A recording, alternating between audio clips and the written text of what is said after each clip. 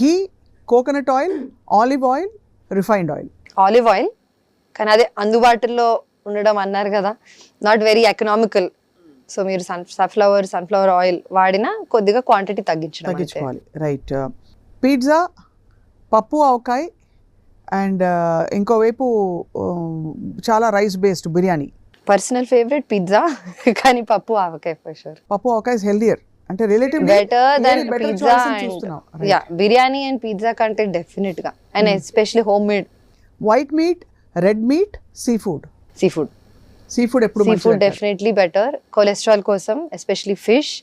And chicken తిన్నా కానీ మీరు కొద్దిగా వేపుడులు ఫామ్ తగ్గించాలి. కూరలా చేసినా పర్వాలేదు, నేను వేపుడులాగా ఇంకా ఆయిల్ వాడితే దాని కూడా harmful. Bread omelette, masala dosa.